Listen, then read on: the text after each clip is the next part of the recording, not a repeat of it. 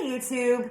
Welcome to Cauldron Talk. I'm Shannon K. O'Brien, an aspiring writer, author, whatever you want to call it. I would like to have books out there one day. And joining me today to talk about all things ACOTAR, in particular ACOWAR, is the marvelous, the talented, the very handsome. Take it away. Gabe Rodriguez, filmmaker and enjoyer of butterbeer, also known as the Cauldron. Damn it. I want his butterbeer mug. I just saying that. Just a heads up, this is going to have spoilers abound. Like, we're done with the book. This is going to be a full review of the entire book.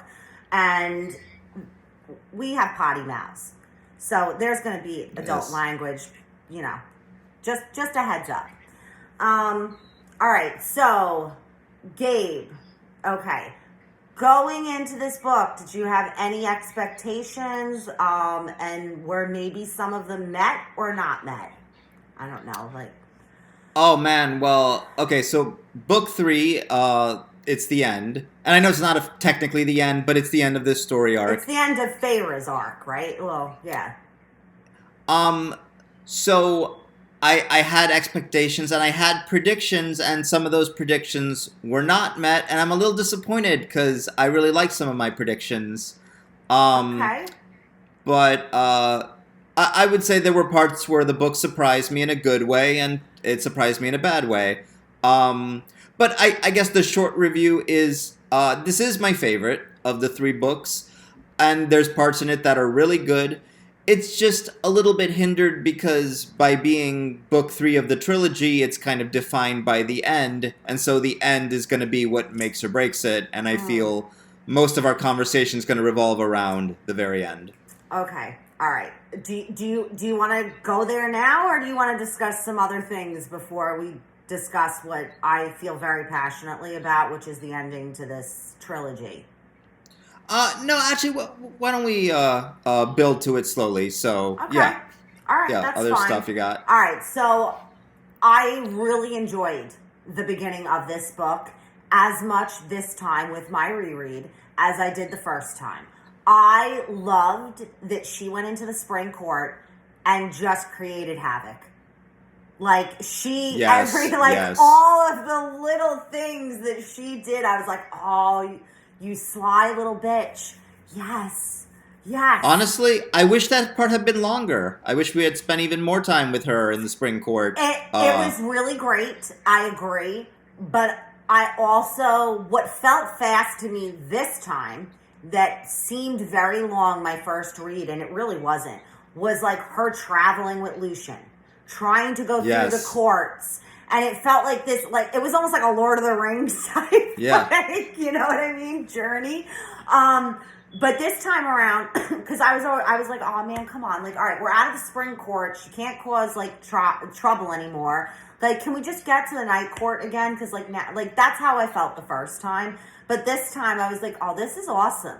And I have to say, I know I told you it, but, like, one of my favorite scenes in this entire series, and I cannot wait for, like, to see it on the screen in the show, is when they are on the ice and she is getting attacked and Cassian crashes down and the ice cracks and then Azrael comes down and it's like, you know, get your hands off my high lady or whatever. I was like, yes! This is great.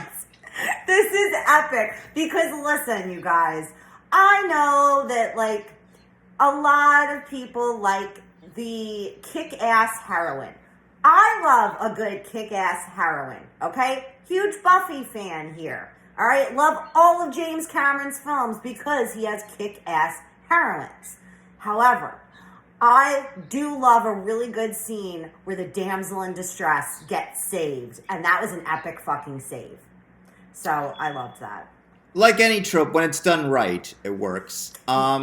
And it was unexpected for Lucien to get that redemption arc, which I think was more successful than other arcs. I agree, and a lot of people take issue with that. That, like, they were expecting this, like, vast redemption arc, which I feel he did get. but they're like, he was gone. They sent him off to like the continent, and he was just he was gone for so much of the book, and then returns in like the last minute that it kind of fell flat. But because of what he did at the end, I feel like it makes up for the fact that he was missing. He was off screen, or off page, so to speak, but he was doing what needed to be done. He came through in the end.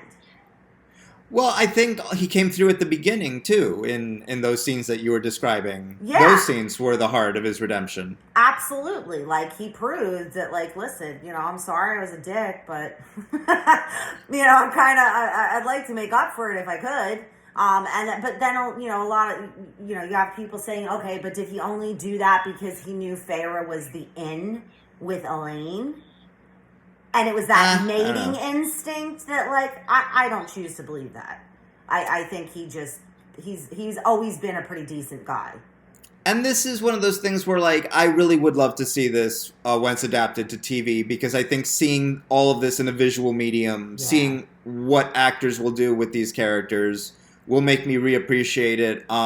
You mentioned Lord of the Rings, and that was a case of where I liked those books, but being able to see it visually just made me reappreciate the story. Yeah, I could definitely see that. Like even little things like, in your Fellowship you have 9 main characters, and there's a lot of scenes of, and the 9 characters are in this location, and then this location, and in your brain that gets a little overwhelming. But actually seeing it, and then seeing, like Orlando Bloom does a little something extra with Legolas that's not on the page, it just adds more character, and I could see a lot of these characters could benefit from things like that. I absolutely agree with that, and I think it's probably true for most fantasy, like book to screen. They're like these epic fantasies, anyway. Yeah. Where like we do move around. There is so much going on, and then you have a lot. Like those actors have a lot that they could do. They not only can bring what those characteristics are told to us on the page, but they can add, and it just enriches it more for me. Yeah, and I'm a very visual person, so I think, particularly in the scenes where there just were a lot of characters in one location. Yeah, where like the High Lords meeting. Yeah. Yeah. It was hard. It was hard the first time for me to keep track. Okay, this one looks like that. And then this one's dressed like that, but looks like this. Like, it was a lot to, whereas, when it's visual, your eyeballs are ping-ponging back between them. And you can just, like, take in the actual scene. I agree with you, yeah. Okay, how do you pronounce her name? Ianthe? Ianthe. I mean, it was very, very satisfying to see the character get not 1, but 2 comeuppances. Oh, yeah. Yes. I thoroughly enjoyed both. I actually, so I think I enjoyed the first comeuppance the most, but what I loved with the last one, was like Feyre had this awesome line as she was like holding the door open to the Weavers, and it was like, what have you brought me? And she was like, dinner or something, and then she let the door go and it like locked them all in the Weaver's cottage. I was like, that's going to be awesome on screen. Again, because like you guys, I love my books and everything, but my first love is film. Okay? So like I do, like you, this is why like I think we work well with these discussions, is as you're reading, your brain's probably like mine going, this is going to be a great scene. But it's the visual aspect that I'm sitting there thinking. And I think that will be awesome. Like, I could just totally see that, like, played out. So I loved the first comeuppance. But that ending bit to the last one was just, I was like, this is going to be great. Yeah. Especially since you're not expecting a second comeuppance. No, not at all. I honestly, I had forgotten. I was sitting there reading and I was like, oh, shit, yeah, that's right. She comes back. And I had forgotten. I've got short-term memory issues, people, but I was like, oh. So it was very satisfying for a character that like was just garbage. Like, I don't mean she was written. I know. But she was vile. So it was like, you got what you deserved, girlfriend. I loved that. So I like that whole beginnings. That whole I think it's probably like the first third of the Yeah. book is her in the spring court, the journey, and then finally getting back to the night court. And then we had that whole like middle section where it was like, okay, what are we gonna do? And Yeah, and that I think the reason that you and me never did like a little powwow in the middle of the book or 2/3 in the book is it felt like the book wasn't really structured that way. It mm-mm. felt a little bit like if we were to do this now, I don't know exactly what to talk about. Yeah, no, I agree. Mm-hmm. And there were times where during the High Lord meeting where I was kind of like, man, I'm 60% into the book and I don't even really know what's going to happen. I'm kind of waiting for it to start again. Yeah, no, yeah, and like that's where it really kind of did was at the like that right after the High Lords. They didn't even get out of that court, which was what the Dawn Court, I think, and the shit hit the fan. So I mean, I listen. I loved everything about that High Lords meeting, but man, when Tamlin made that comment, it's like. Do you ever notice the little noise she makes right before she's about to climax? I was like, oh, bitch. And then Azrael, like, goes to, like, attack. Oh, my God. That everything about that High Lords meeting, the drama, it was like an episode of reality TV almost with, like, some of the drama that went down in that High Lords meeting. And I just ate it up. I loved it. Not to mention it was nice seeing them all. So I have to make a comment about Tamlin. Okay, so book one had a great villain in Amarantha. Yes. And I feel the King of Hybern, who's the villain of these last two books, he was not as strong of a villain. And I felt in book two that was kind of okay because they were just building up and building up. And you got the big reveal with Jurian at the end. And then with book three, I guess these were the little fan theories I started to have of... Okay, maybe the King of Hybern is not going to be the overall big bad. Maybe it will be Jurian, or maybe it will be Tamlin. Maybe she's going to skew this in a way where Tamlin just goes full on big bad at the end. And wouldn't that be clever that this story started out as a retelling of Beauty and the Beast, and now by the end, he's gone back to being the Beast? Like, truly, that the Beast. actually would have been pretty epic. And so we didn't get that, and the little we did get of Tamlin, I guess it was a redemption, but it was so little. So I was underwhelmed with Tamlin in this book. Yeah, I mean, he just kind of, he was there to, like, be there. It was almost like she kind of, like, and when I say she, I mean Sarah J. Maas was like, well, I got to do something with him. I got to kind of wrap him up in some way. But then, like, you know, you didn't get to the novella yet or Silver Flames and stuff. He's really kind of not wrapped up at all. And people are still like, you know, is he going to get a redemption arc? Is he worthy of, like, finding happiness? And, like, you know, so I don't know. I feel like something really big has to happen for him. For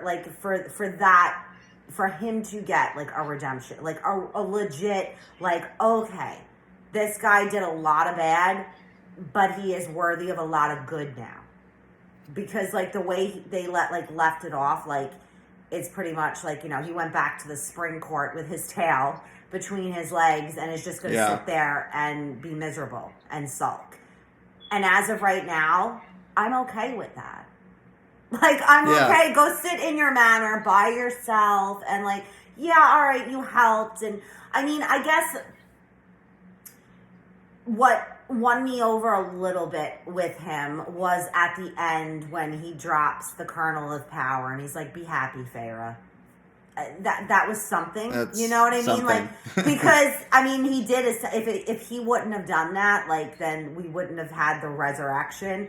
But... like, was it enough? No, go back to your manor and sulk a bit, because you did a lot of bad shit. You didn't make up for it with that, like, you know. And yes, he saved her also with, like, the hounds at Hybern's camp and shit, right? When she went in to get Elaine. but again, I don't know. It wasn't enough. However, that would have been really great if he became a genuine villain. And that's the scene you were talking about, the reality TV scene, getting slapped by Azrael. That could have been his inciting incident to go on full-on villain. That's very true. Yeah, like it just pushed him over the edge to see her happy and with Rhys, and like, oh shit, and she's a high lady. Like, yeah, no, I absolutely agree. All right, so you weren't completely happy then with the king as the villain? I think he was satisfactory as a villain. He was off page for a lot of these last two books. I loved that it was Elaine who took him out. That was very unexpected. I agree. Yes. And I will say the biggest strength, I think, of book 3, and maybe one of the things that made it my favorite of the 3, is this is the one where the 3 sisters spent the most time together. And it felt like all 3 personalities really came into their own in this one. That's why you had said, like, I was in the other books, like, I was kind of like expecting maybe more of the sisters in book 2, and I was like, they're coming. Like they're coming. And I think Nesta is so rich as far as like this character that I can't really blame Sarah J. Maas for wanting to do a book from her point of view, because she's really interesting. She's not perfect, and like she says shit and it's like unapologetic, like, yeah, this is me, you got a problem with it? Like that's like Nesta's kind of personality, and I loved it. And I loved the fact that Elaine is a seer. Yeah, I really liked that. And we still don't really know what Nesta's magic is. All we know is that you really get her going. Silver flames go in her eyes, like this silver mist. And it's like, oh, that's not good. Maybe we need to back away from her. I think this book just did a good job of, like, before this, it felt like Feyre and Nesta were always the polar opposites who hated each other and were at each other's throats, and Elaine had little to contribute. And this time it did feel like all 3 were fully fleshed out and felt like a family unit. Yeah, no, absolutely. And I remember thinking the first read through of this that I'm like, wow, like she just totally wrote the dad out of this altogether, huh? Like, as a writer, my brain goes to, there are certain things I think readers don't pick up on, but like as a writer, I'm sitting there thinking, I guess she just didn't want to deal with like the dad. Because that's the easiest way to like have him like not deal. Oh, he's off in the continent and he's trading and okay, yeah. But then like that ending. But that ending fell flat for me because... Did it really? Like the dad coming back? Because I didn't really know the dad. He spent the first 2.5 books being absent. That, I mean, I'm happy he came back and I'm sad that he died, but I don't know the character very well. I understand what you're saying, but I think it's because of that absence for me, because that's all we were ever shown, all we were ever told from Feyre, right? Like all of the responsibility got laid on her shoulders. He just kind of went into himself after they lost everything. That giant action to me hit home really well, because all we had ever been told or shown was the fact that he's useless and he can't do anything. Like, I don't know. But, I mean, I know what you're saying. Like, as a person, we didn't really know. Besides the fact that he liked to carve things out of wood. Yeah. And he was once a trader. That we didn't know anything else really about him. So I understand what you're saying for that. But, like, yeah, no, that absolutely, I cried the first time I read that when she saw the names of the ships. That was it for me. Like that's the only part in this, and I know you guys are gonna be like, you're heartless, because there's a ton of shit still like that comes up in Silver Flames, the 5th book, that people are like, they bawl their eyes out, and I'm like, nah. Like, I don't know, I'm just like, okay, but that one part, yeah, I was like, oh my God, like, this useless son of a bitch came through. and he did it for them. And, like, he named the ships after his daughters. Like, I don't know. It just, that's nice. You know, it hit home for me. But, like, you know, I didn't have the best childhood and stuff. And unfortunately, like, my dad was an awesome dad, but he had, like, some issues himself. So it was very easy for me to relate to that this broken person came through for his kids. Because no matter how, like, broken my dad usually was, when it came to me, he came through. So that for me on a personal level, like, yeah, I think that's why that hit home. So you cried the first time you read it, and you cried on this reread, and I'm a witness to that. Yes, he is, because I sent him a video message, and I was like, yup, still made me cry as I was crying. So, all right, I'm trying to think now. All right, the battle sequences. How good is Mass at writing awesome battle sequences? Can we talk about that for a second? I mean, it's the most memorable element of certainly the back half of the book, and yeah, it's something that's very hard to do in written form, and I think for something that she dedicates so many chapters to, and making the battle feel insurmountable, and then making the King of Hybern suddenly feel very real and present. Yes. I think she fluctuates between the stakes very well. Yeah, she really does. I mean, honestly, a lot of the times in books, if there are these battles, I'm kind of like, oh, like an author will focus too much on, like, the front lines did this and that, and it's like a very much like a blow by blow by blow, and it doesn't feel that way with her battle scenes. It's like this. It's like we get one of those like the sweeping camera angles where over here we've got this and then that, and then we bring it back to, like, the person who's actually, like, witnessing it. So I loved it. And then, like, I loved when, like, she undid the glamour or whatever they called it, and there is Braxis and the Carver. Yes. And then Rhys is like, well, I got you a gift too, and we've got the fucking Weaver. I was like, this is awesome. This is great. I love this. Sign me up for this. And then Braxis just went bye-bye. We don't know where Braxis is. Braxis is fucking MIA. Well, that was a good way of just, like, taking all these elements and bringing them back for an unexpected battle and making that battle richer. Yeah, absolutely. She definitely, like, everything about that I thought was just, it was fantastic. And I definitely wasn't expecting it the first time. I was like, oh shit, like, they're not going to get, like, they're only going to have this, whatever it is, because we still don't know, below, like, at the bottom of the library. We're going to have that. And, like, she failed in getting the Carver. And then I was like, oh, no. But I was really not expecting Rhys to turn around and have the Weaver. I was like, or what she had a name at the end, Stringa or something was, like, the name. Strigna, I think. Something like that. Sorry, Mass. When you get crazy with the spellings, I can't do it. I hope you forgive me. Neither can I.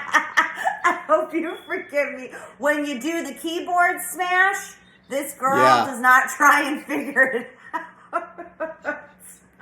Although I will say, out of, like, a lot of the fantasy authors that I have read, Mass is pretty good about, like, if she's gonna have kind of a unique name, usually it's pretty, you can figure it out. Like, you know what I mean? The way she's got it structured, you could sound it out. Where some of them, you're like, the fuck? I don't even know what my fucking name is at this point. Like, what is this? Yeah, she doesn't go full George R. R. Martin. No. Thank goodness, no. And even just rewatching, I had started a Game of Thrones rewatch, and I watch everything with closed captioning. Just like I'm getting flashbacks to reading the book, like how the names are spelled, because they sound great. But then when you see, you're like, with the way it's spelled, you're like, how does it sound that way? It sounds good, but it doesn't look good.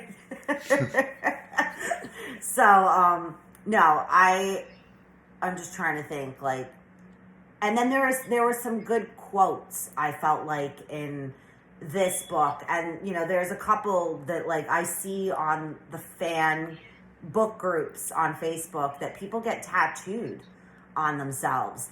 You do not fear, you don't falter, and you don't yield. People get that tattooed. I'm just reading here. And then the other one that they do get tattooed most often, besides the one I have on my shirt, which is to the, the stars who listen, whatever, only you can decide what breaks you. And I understand that. I can see why people put that. Absolutely. I'm not a fan of tattoos, people, in any way, shape, or form. But I can understand, so there were some really great quotes in this one that the fandom just loves, and I really loved that. For me personally, that is my favorite quote. Only you can decide what breaks you, because it's true. Yeah. I mean, it is. You can get over something if you want to. It's a matter of deciding, you know what? I'm not going to let this bring me to my knees. I'm going to learn from this, and I'm going to get up, and I'm going to be freaking better. So, yeah, I loved that. And, all right, what else? All right. I guess the whole, let's get on the ending now. Yeah, that kind of was the only thing I had left in my notes here. All right. Go ahead. I could sit here and rant about this shit for a while, but go ahead. You you start us off what you thought. Well, so my favorite scene in the book is when Rhys died. I mean, it was beautiful. I loved when Rhys died. I actually really loved it too, but the problem is as I was reading it, I was like, he's coming back. I never for 1 minute believed that he was going to stay dead. And to me, and I don't know, maybe other people didn't feel the same way. Maybe they legit thought, he's dead, he's dead, he's dead. But to me, did you think he was dead? Really? Yeah, I mean, because they even started teasing, because she said, oh, can't you bring them back the way you brought me back? And they go, oh, no, because of whatever the rules were. Yeah, it's different. He's and I already thought, okay. got power or magic, and she hadn't at the time, or whatever the case may be. But no, I didn't for 1 minute buy that he was actually dead, because I knew, and again, this could just be because I'm coming at it from writing and a storytelling point of view, that if she had killed him, you would have pissed off readers so badly that your sales are going to be vastly impacted on any future books. Now, I don't care about shit like that. You have read my books. I kill bitches off. Yeah. If it's going to make the story better, I am sorry that you didn't get a perfectly happily ever after, but I have this epic ending. And but I mean, I don't know Mass, but I think she's good enough of a writer that if she had felt that was the right ending, she would have done it and not said, oh, let me not do that based on what my editor's telling me. I highly respect Mass, okay? I think you can say what you want about her, but I think her writing, the line by line, is beautiful. I think her storytelling ability is fantastic. And I think her characters are just chef's kiss, okay? But the one aspect to me, now, I haven't read her other series, right? So this opinion might change, but the one thing that she can't let go of those characters. You know how we have to kill our darlings sometimes? Yeah. She can't kill her darlings. Amryn. Let's talk about Amryn. Yeah. Okay? Beautiful, fantastic sacrifice that she made. That just, to me, it was just bullshit that she got brought back. To me, it just made the sacrifice and everything fall flat. And why? There's no reason Amryn had to come back, right? That, to me, is why I think Mass can't kill her darlings. I think Amryn may have been my favorite character in the whole trilogy. I love her. And yeah, that ending kind of undermines a little bit of that character. Completely undermines the sacrifice she made. Yeah, absolutely. And I love Amryn. I love her. It's not like I wanted to see her dead. Okay, right. That wasn't it. Now, I will say, I did get choked up the first time I read this when we find out, we're like, oh my God, she's betraying Feyre, and it's like, no, that's not what she's doing at all. I was like, oh my God, we're going to lose Amryn. Like, oh my God. And I got choked up. But then it was like, I felt like the idiot because no, we get her back and she's even better than she was. And it was like, well, you know, I don't know. I felt like toyed with in a really bad way. Like, you let me get upset over this character and totally admire her even more than I already did. That she was willing to, like, save the day. But now she gets a happily ever after, too. Everybody gets, like, a happily ever after except poor frickin' Lucien and, like, Tamlin. Yeah. Okay, so you mentioned Buffy earlier, so I'm gonna reveal big Buffy spoilers, so maybe you want to put this in the timestamps of this video. Yes, Buffy spoilers ahead. And this is a major Buffy spoiler, but I think Tara's death is one of the most surprising and emotionally resonant moments of that show. And I'm really glad the show did not go back on that. And I know Amber Benson said in an interview she did not want to guest star again after that happened because she thought it would undermine that moment. And you even kind of had an almost identical moment of the show of Willow talking to whatever spirit god saying, please, I beg you to bring her back. Spirit god saying, no, we can't bring her back because of bullshit magic rules. Yeah. And I'm not saying I wanted Feyre to turn into Dark Feyre, as happened with Willow, but that was a perfect example of how you took a wonderful character. I love Tara, but that death affected Willow in a way that made that character grow. Yes. First in a bad way, then in a good way, and you could have done that in a way that made Feyre grow, and they squandered that. I agree. So I mean, props to Joss Whedon and Amber Benson and the other showrunner on Buffy, whose name I forget, for sticking to their guns. Absinian or something. Jane. Yeah. There was a couple, and David Greenwalt did a bunch. Yeah. Yes. They did a fantastic job with that, and that is a prime example of how sometimes you have to kill your darlings. And, like, don't revive them. Exactly. Leave them dead and buried, because for your remaining character and plot, that death is going to give you something better than what you would have had otherwise. And yeah, I mean, I don't know, to me, again, I believe that this series is marketed as a fantasy romance. Now, here's the thing.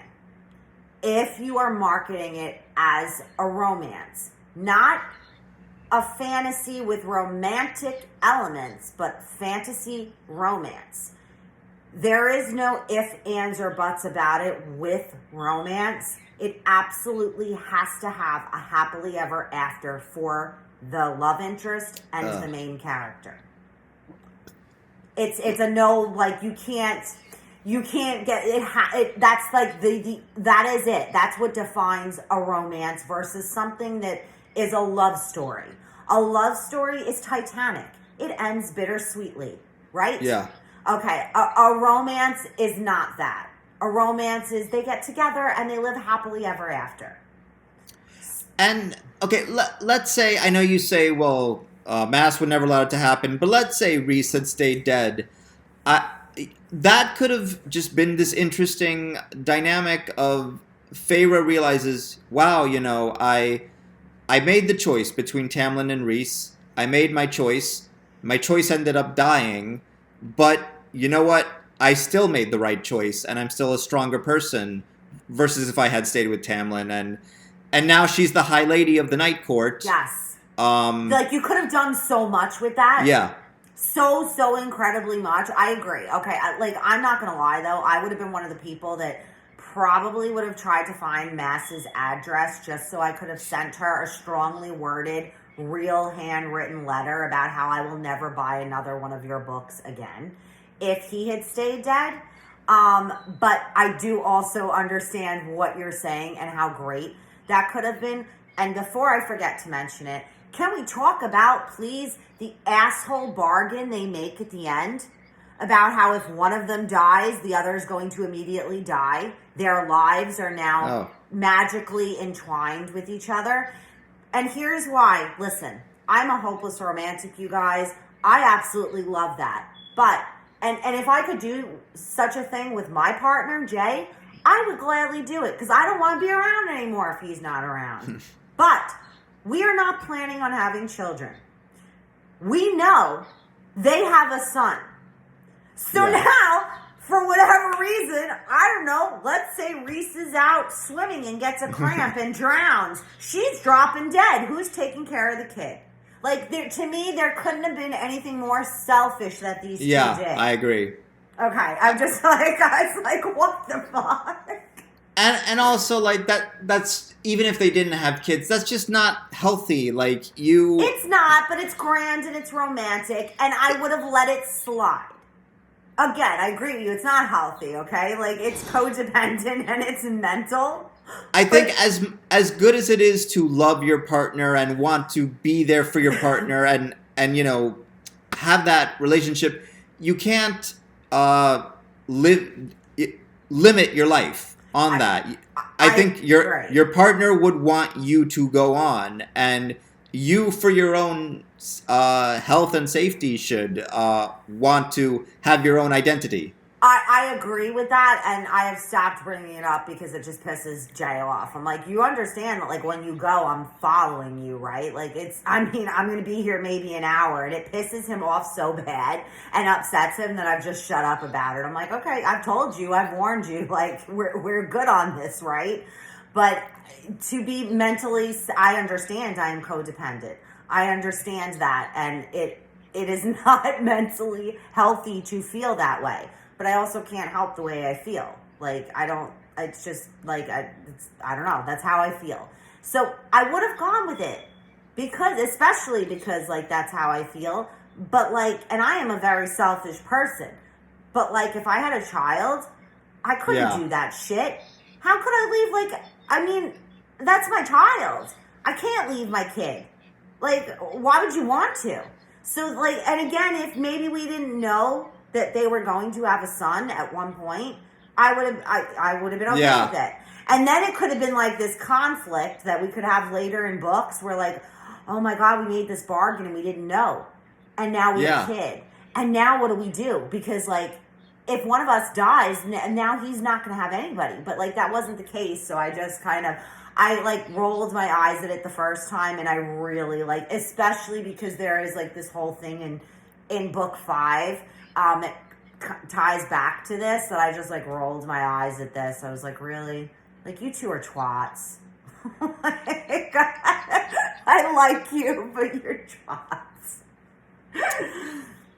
twats. So I guess, that kind of sums up my thoughts on the very end of, there was just opportunity for growth. There was opportunity to have reframed the entire Feyre and Rhys romance, and in the end, it's like, no, they got their happily ever after, and they're kind of back to where they were in the middle of book 2. Yes. So I guess, okay, my question for you is, do you feel like, do you want to read the novella and Nesta's story? I'm gonna be brutally honest. No, if I were to read it, it would really just be, like, as a favor to you, because... No, I mean, I don't want you to read anything you don't want to. I'm just curious, like, were you satisfied with this as an ending? Yeah, I was. Okay, all right. But, I mean, because it was her original planned ending. You know what I mean? Like I said, the things that happen in Silver Flames, while epic and great, it was never part of... Like, you know, she had planned a trilogy. That was it. And I know she worked on it for years. So she did, like, really plan a lot of these things out. For me, too, like, I'm satisfied with, like, these 3 books. I really do love Silver Flames. But I don't... It's something different. It's not... I mean, we're in the same world... And some of the characters are the same, but, like, I got in this because I got hooked on Feyre, on her journey and her story. And I kind of just like, I don't know, like Nest is just kind of like a bonus thing for me, I guess. Her journey, and I know you guys, like, don't freak out because I know that people are so heated about this one way or the other. They either absolutely hate that book or they absolutely love it. And I do really love it. I just don't feel like it adds anything great to what was already pretty epic trilogy. And that sounds like it was that way by design, because she didn't intend for anything more to Yeah, and be like I added. said, then we had some plot holes and stuff in Silver Flames because we didn't plan for Silver Flames.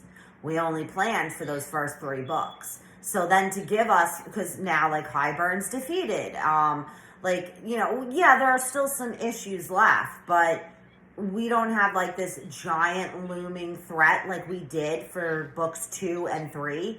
That was taken away. So it was kind of like, all right, well, we need that again though.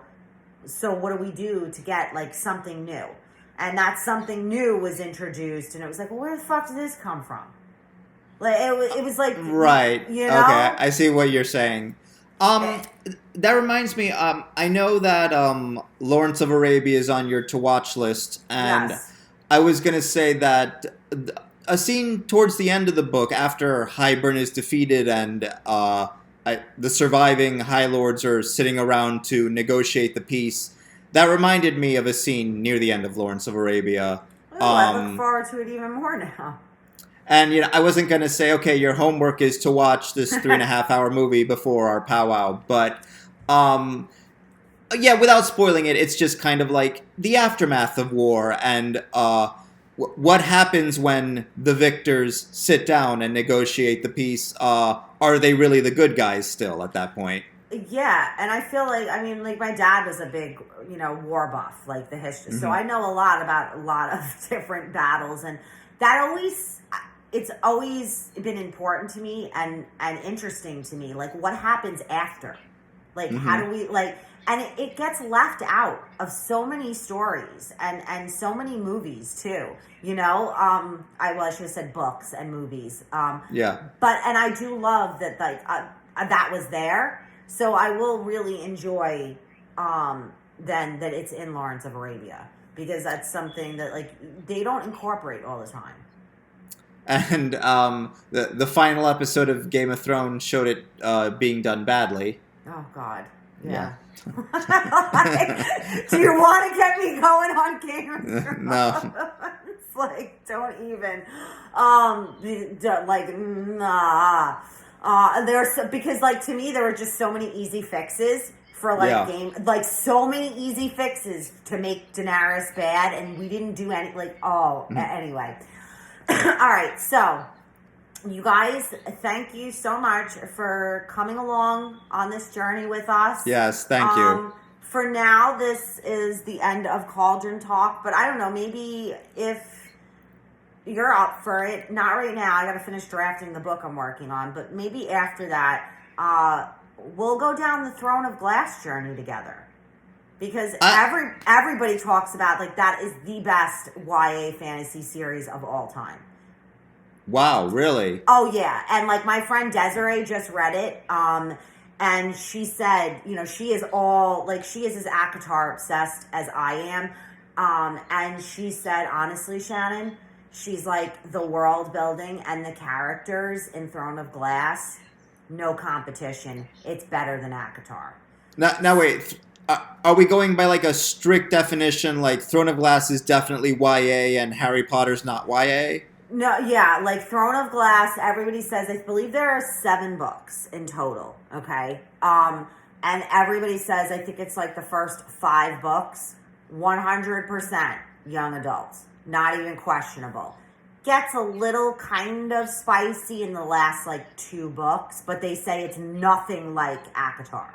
And quite honestly, it's the reason I haven't read it, because like I like romance, I like spice, and if you're telling me that like it's the children's version of that, I'm kind of like, yeah, you know what, I don't know. But I mean, now for Desiree to have said she said, she's like, honestly, it's insane how good it is. So that kind of made me excited to try something else Mass has written, because I do love her writing. I know people said that I think it's like the first 2 books, the writing, like, and I think they mean on a line level is just okay. But she wrote the first draft of that book when she was 16. So, Damn. like, you know what I mean? Like, of course, it's going to get better and better and better. But yeah, I mean, it's supposed to be, you got this kick-ass heroine, and all of this, like, these amazing, these other characters. So, I mean, I'm willing to give it a shot. My point is maybe you guys sometime in the future will come back with Cauldron talk, but, we'll call it something different. Well, I just want to say I really enjoyed all of this, Shannon, and I'd be happy to do a version of Cauldron Talk, maybe where we binge watch a show together. That would be awesome. Yeah, we could totally do that. Yes. And then you guys, like, when, if, whatever, hopefully when this gets made into a show for Hulu, I would love to do weekly chats about each episode. I would too. Yeah, so you can look forward to that as well. But yeah, no, definitely. We'll have to do something. Okay. All right, guys, very end of the video, and we had technical difficulties. So anyway, we thank you for watching. As always, if you have anything, you want to comment on or say, let us know. Gabe's got his butterbeer. Yes. So thank you so much for letting me enjoy the Cauldron here on Cauldron Talk. Yes, thank you guys. And, until next time, we appreciate you watching. Give us a thumbs up if you don't mind, and maybe subscribe. So I'm going to link Gabe's, all of Gabe's info is going to be right underneath the video. Please go check out the trailer for his film. Please go subscribe to his channel. And yeah, thank you. We appreciate you. And on that note, if you're not already a subscriber of Shannon's channel, check out her videos. She's got both great singing videos and great cooking videos, and she excels in both. Well, thank you very much, you guys. We appreciate you, Gabe. I appreciate you with that shout out. Thank you very much.